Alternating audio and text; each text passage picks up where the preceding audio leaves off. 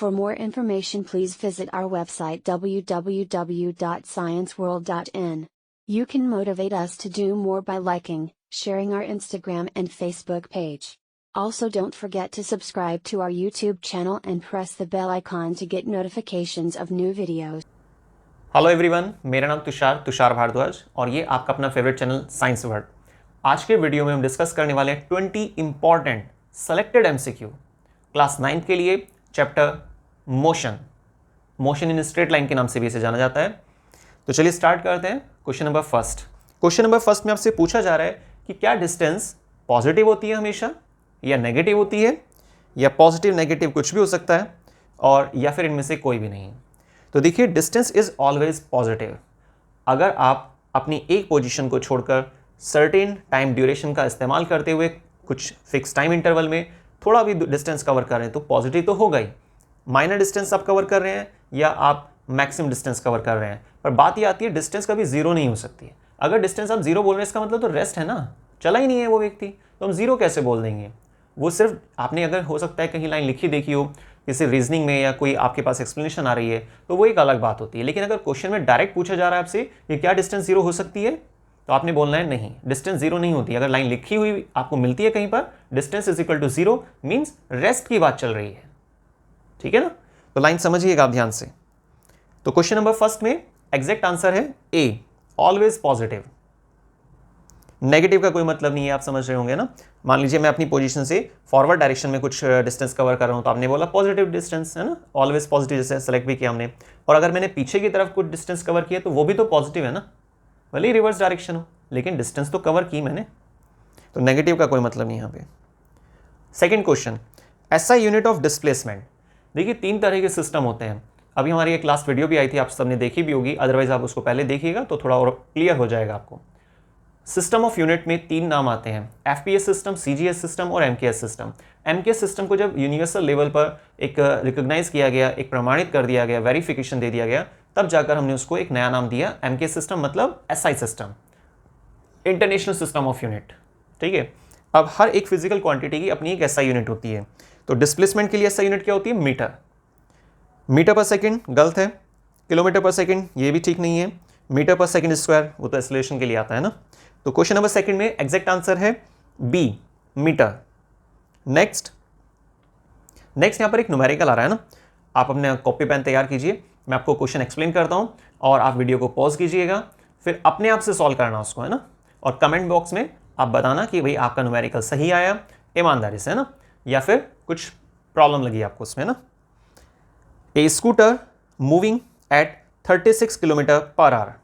कोई स्कूटर है जो कितना चल रहा है, कितनी स्पीड से चल रहा है? 36 किलोमीटर पर आवर।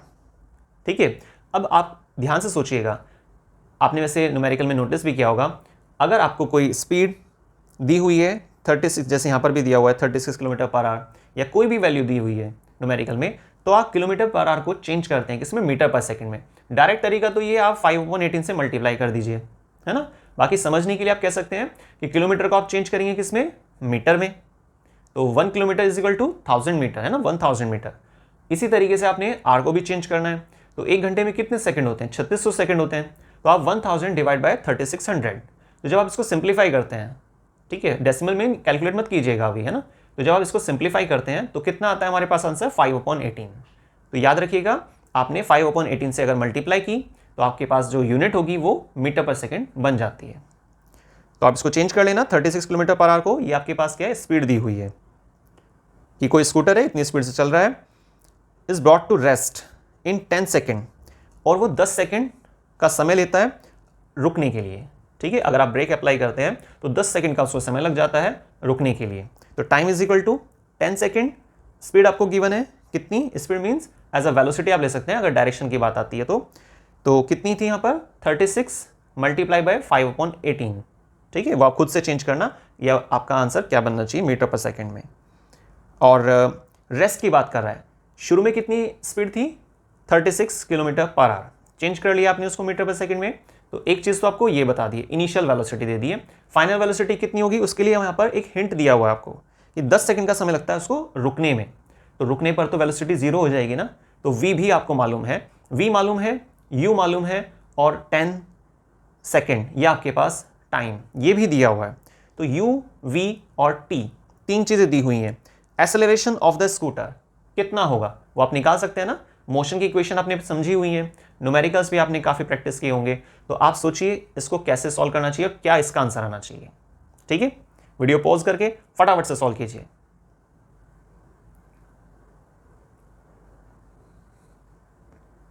सॉल्व हो गया, ठीक है। आप सोच रहे हैं मुझे कैसे पता चला, वो पता चल जाता है, आप उसकी चिंता मत कीजिए।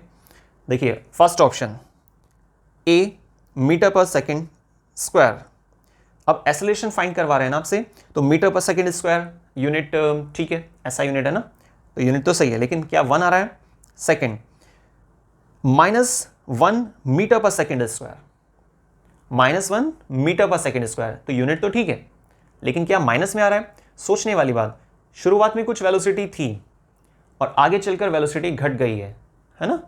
तो इसका मतलब आंसर हमारा एक्सेलरेशन किस में आना चाहिए? माइनस में आना चाहिए। माइनस में आ रहा है ना आपका, बिल्कुल सही आ रहा है। तो माइनस का 1 मीटर पर सेकेंड स्क्वायर, यही इसका एग्जैक्ट आंसर है। क्योंकि आगे देखिए सी ऑप्शन में क्या है, 10 मीटर पर सेकेंड स्क्वायर, पॉजिटिव आ रहा है ना, तो इसके कोई चांसेस नहीं है। डी माइनस का 10 मीटर पर सेकेंड स्क्वायर, इसकी भी कुछ पॉसिबिलिटी है, लेकिन आप कैलकुलेट करेंगे तो आपको पता चल जाएगा कि एग्जैक्ट आंसर क्या है। याद रखिए फार्मूले तो मालूम है ना आपको, चलिए फार्मूला भी सुन लेते हैं। v is equal to u plus a t, v is equal to u plus a t, इसमें v आपको मालूम है, u दिया हुआ है और a आपको फाइंड करना है और t भी मालूम है। तो यहाँ से आप कैलकुलेट करके देखिएगा, बहुत आसानी से पता चल जाएगा आपको। तो क्वेश्चन नंबर 3 में एग्जैक्ट आंसर b -1 मीटर पर second square. Next question, question number 4, which of the following is not a vector. 4 option दिए हुए हैं, इनमें से कौन वेक्टर क्वांटिटी की लिस्ट में नहीं है? देखिए वेक्टर क्वांटिटी वो होती है जिनके पास अपनी डायरेक्शन और मैग्नीट्यूड दोनों होता है। अगर बाई चांस डायरेक्शन नहीं है तो हम उसको क्या बोलते हैं? स्केलर क्वांटिटी कहते हैं। तो डिस्प्लेसमेंट ये भी वेक्टर क्वांटिटी है, एक्सेलरेशन वेक्टर क्वांटिटी है, वेलोसिटी वेक्टर क्वांटिटी है, लेकिन स्पीड डी ऑप्शन वो वेक्टर क्वांटिटी नहीं है। ठीक है ना, तो वहां पे डायरेक्शन का पता नहीं चल पाता है। तो क्वेश्चन नंबर 4 में एग्जैक्ट आंसर है डी, स्पीड।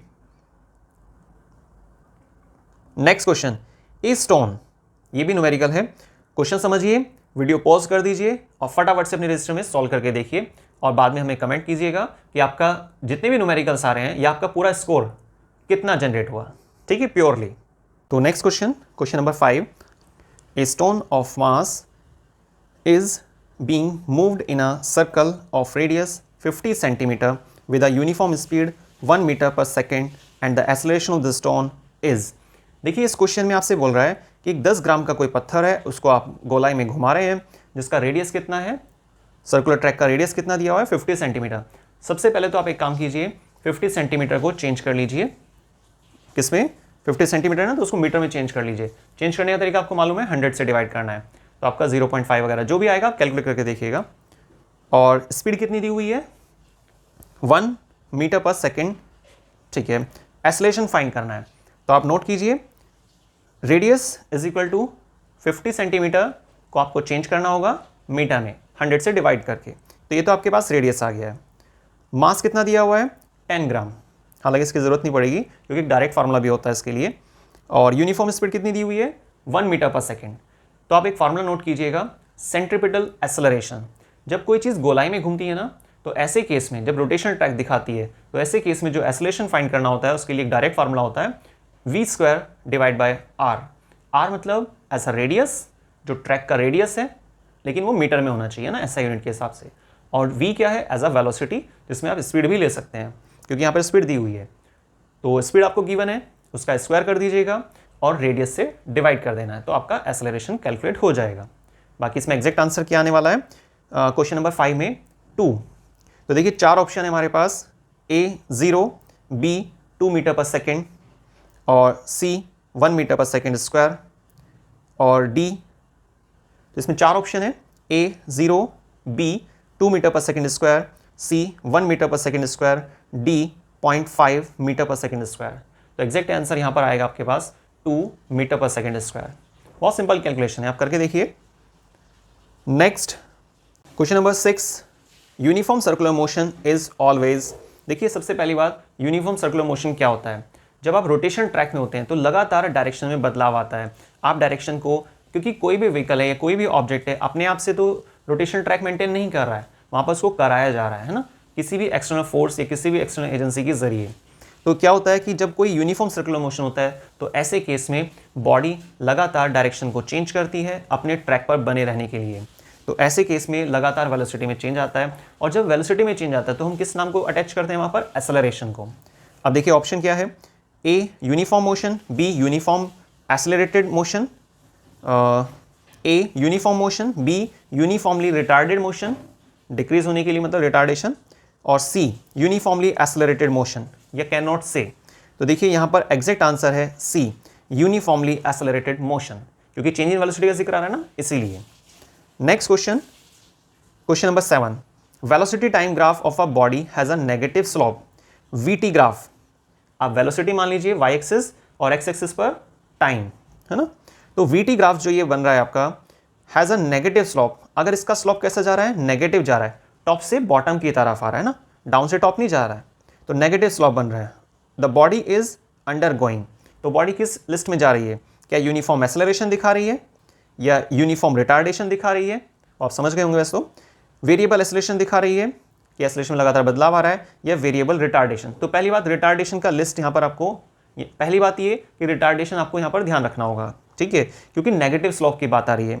अब रिटार्डेशन हमारे पास दो ऑप्शन में है, बी और डी, लेकिन बी में आपसे बोल रहा है यूनिफॉर्म रिटार्डेशन और एक बोल रहा है वेरिएबल। तो यहाँ पर यूनिफॉर्म रिटार्डेशन आएगा, क्योंकि नेगेटिव स्लोप बन रहा है, एक पर्टिकुलर पैटर्न में बन रहा है ना, तो uniform retardation exact answer question number 7 के लिए। Next, speed time graph of a body is a straight line. अब आप क्या करेंगे, देखिए ग्राफ बनाइए, वर्टिकल लाइन मतलब वाई एक्सिस स्पीड, और हॉरिजॉन्टल लाइन मतलब एक्स एक्सिस टाइम। तो speed time graph of a body is a straight line, तो वहाँ पर एक स्ट्रेट लाइन बन रही है ना, पैरेलल टू टाइम एक्सिस। जो टाइम एक्सिस है उसके लिए आपने पैरेलल लाइन डाली, तो ये किस चीज़ का इशारा कर रहा है ग्राफ? क्या यूनिफॉर्म एक्सेलरेशन है, यूनिफॉर्म स्पीड है, वेरिएबल स्पीड है, या वेरिएबल एक्सेलरेशन है? देखिए एक्सेलरेशन तो है नहीं, चेंज इन वेलोसिटी का तो कोई जिक्र नहीं है, यूनिफॉर्म एक्सेलरेशन नहीं हम बोल सकते हैं। अब दो ऑप्शन बचते हैं, यूनिफॉर्म स्पीड या वेरिएबल स्पीड। तो ये है यूनिफॉर्म स्पीड, ठीक है, क्या है ये? यूनिफॉर्म स्पीड, याद रखिएगा।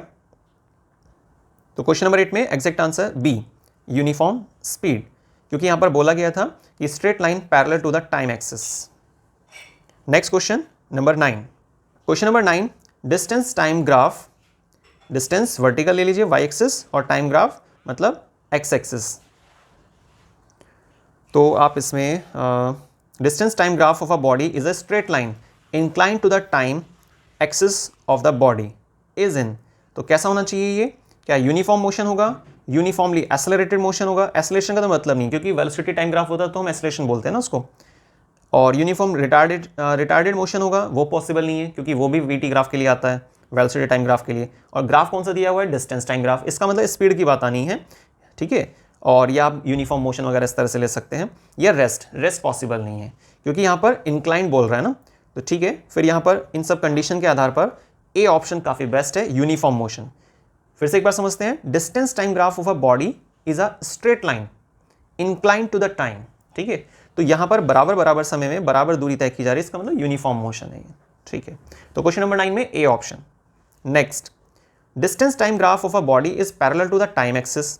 जो डिस्टेंस टाइम ग्राफ है बॉडी का वो पैरेलल है to the time axis, time axis के पैरेलल फॉर्म में एक लाइन डली हुई है, और जो ऑब्जेक्ट के मोशन के बारे में बता रही है। तो सोचिए, next question, question number 10, distance time graph of a body is parallel to the time axis, the body is. तो बॉडी कैसे होगी? देखिए पहले तो हम ग्राफ समझते हैं, ग्राफ में क्या कहना चाह रहा है। वर्टिकल लाइन वाई एक्सिस को आप डिस्टेंस के अकॉर्डिंग दिखाइए, और हॉरिजॉन्टल लाइन एक्स एक्सिस को आप टाइम के अकॉर्डिंग।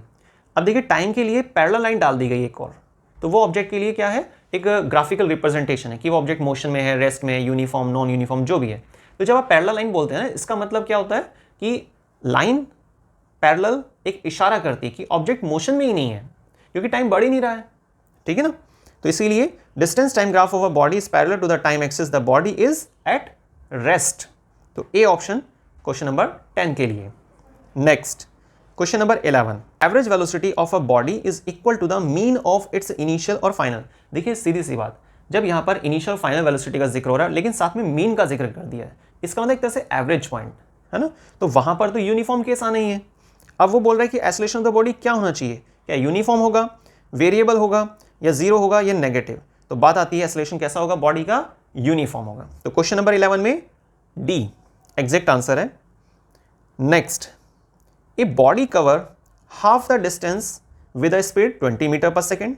ठीक है, तो कोई बॉडी कवर कर रही है आधा रास्ता 20 मीटर पर सेकेंड के हिसाब से, और बाकी का जो आधा रास्ता है वो 30 मीटर पर सेकेंड के एवरेज से 30 मीटर पर सेकेंड के हिसाब से।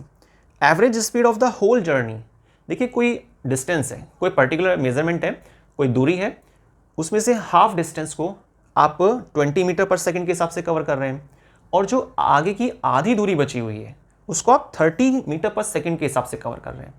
ठीक है, अब वो आपसे पूछना क्या चाह रहा है कि एवरेज स्पीड बताइए कंप्लीट जर्नी में। तो आप देखिए एवरेज स्पीड के लिए जो फार्मूला होता है ना, total distance divide by total time. Average velocity की अगर बात आती तो आपकी initial velocity, final velocity divide by 2 वगैरह कर देते हैं, लेकिन जब बात आती है ना एवरेज स्पीड की, तो आप उसमें फार्मूला याद रखिएगा, नोट कर लीजिए आप उसको, total distance divide by total time. अब टोटल डिस्टेंस कितनी, अब मान लेते हैं जैसे कि फर्स्ट केस में उसने x डिस्टेंस कवर की, सेकंड केस मतलब जो बाकी डिस्टेंस बची हुई है तो उसमें x डिस्टेंस कवर की, तो टोटल डिस्टेंस कितनी हो जाती है हमारे पास, x प्लस x मतलब 2x। तो टोटल डिस्टेंस तो हमने 2x ले लिया, लेकिन टाइम नहीं दिया हुआ है, तो आपको सबसे पहले टाइम निकालना होगा। तो speed is equal to distance upon time. Speed आपको दो केसेस दिए ना, एक 20 के हिसाब से, एक 30 के हिसाब से, तो आप दोनों ही केसेस में टाइम निकाल लीजिए, T1 और T2। ठीक है, तो T1 कैसे निकालेंगे, उसके लिए एक फार्मूला होता है, basic formula, speed is equal to distance upon time.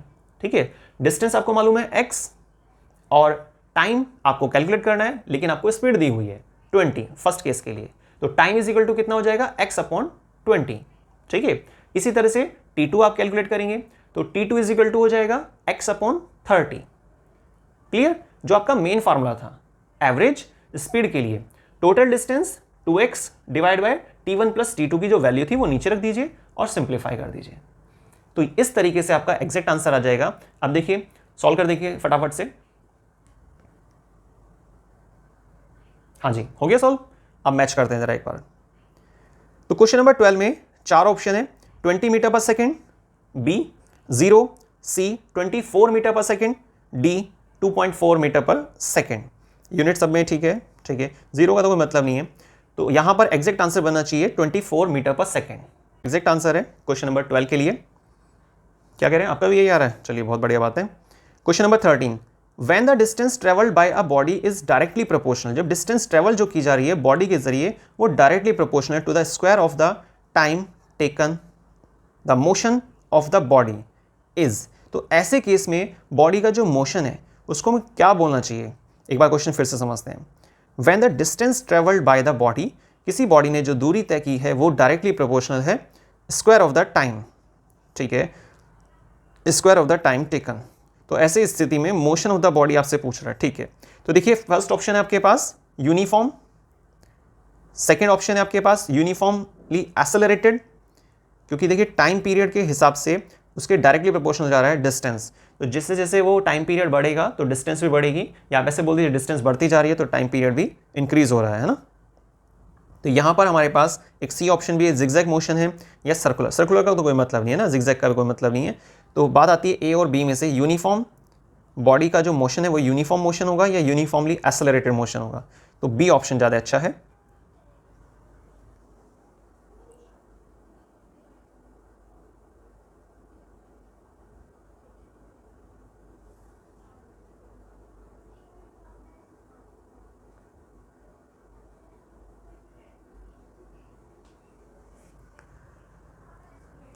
तो यहाँ पर बी ऑप्शन काफ़ी सही है, यूनिफॉर्म एक्सेलरेटेड। ठीक है, अब देखिए इसमें लॉजिक क्या है, आप फार्मूला आप इसमें यूज़ कर सकते हैं, s is equal to u t plus half a t square. ठीक है, तो टाइम का जो स्क्वायर होता है वो डिस्टेंस के लिए डायरेक्टली प्रोपोर्शनल होता है, तो ऐसे केस में उसे क्या बोलते हैं, यूनिफॉर्मली एक्सेलरेटेड मोशन। ठीक है, ध्यान रखिएगा। Next question, question number 14, rate of change of displacement. देखिए कितने समय में कितनी कितनी पोजीशन को आप चेंज कर पा रहे हैं, तो क्या हम इसको स्पीड बोल सकते हैं।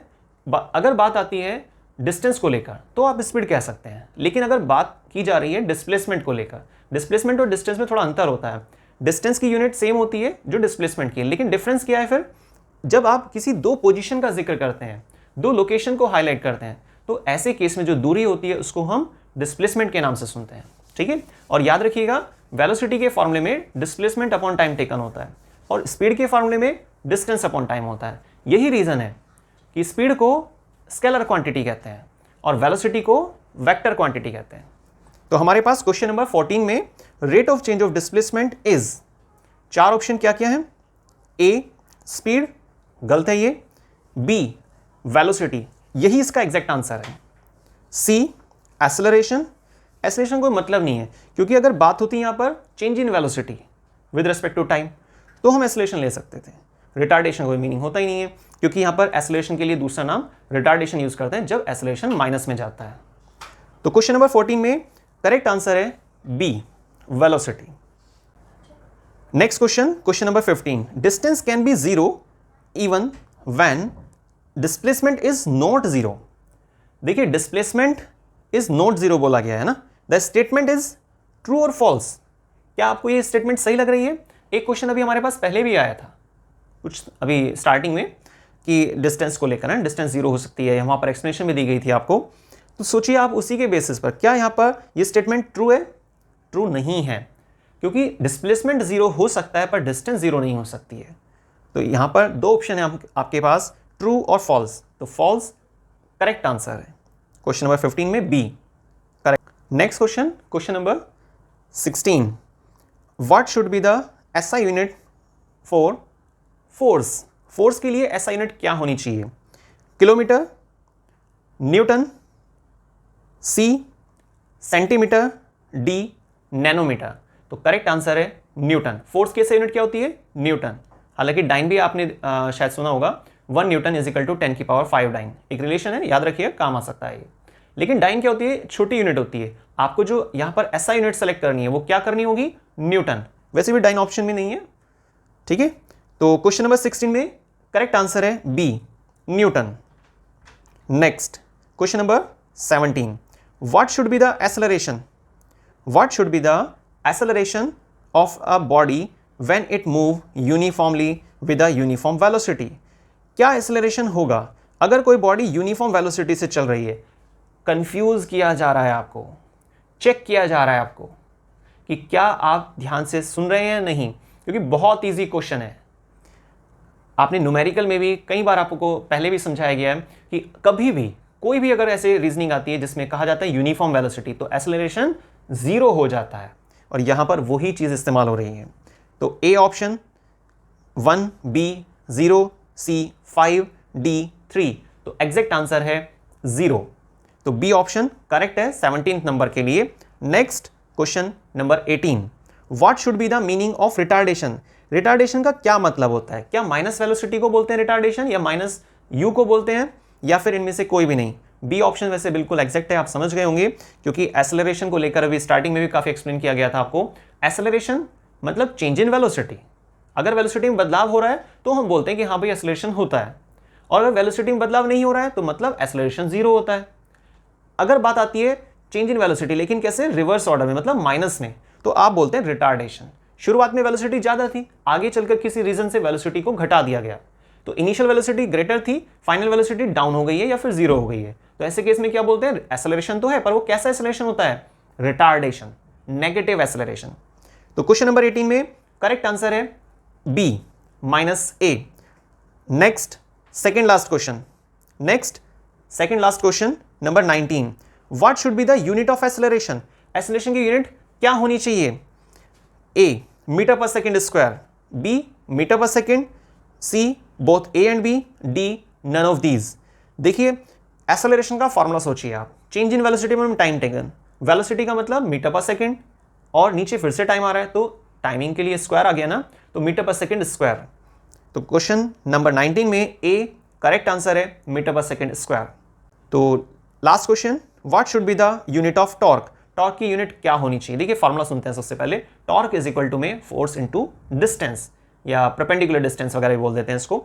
आप एक डेफिनेशन भी याद रखिएगा, turning effect of force is called torque, ठीक है। तो F इंटू आर, एफ मतलब न्यूटन, फोर्स के लिए यूनिट क्या होती है? न्यूटन, आर के लिए मीटर, तो न्यूटन मीटर। अब सेलेक्ट कीजिए जरा, तो समझ गए आप। क्वेश्चन नंबर 20 में एग्जैक्ट आंसर, करेक्ट आंसर है ए न्यूटन मीटर। तो बहुत बहुत धन्यवाद, आपने इस वीडियो को स्टार्टिंग से लास्ट तक देखा। देखते रहिए साइंस वर्ल्ड में आने वाली सभी वीडियोस को। और हाँ, प्लीज़ आपने अगर हमारे चैनल को सब्सक्राइब नहीं किया है तो आप सब्सक्राइब कीजिए, लाइक कीजिए, शेयर कीजिए, कमेंट कीजिए, आप बताइए कि आपका स्कोर कितना हुआ प्योरली। ठीक है, तो देखते रहिए सभी वीडियोस को। मिलते हैं नेक्स्ट वीडियो में, तब तक के लिए धन्यवाद।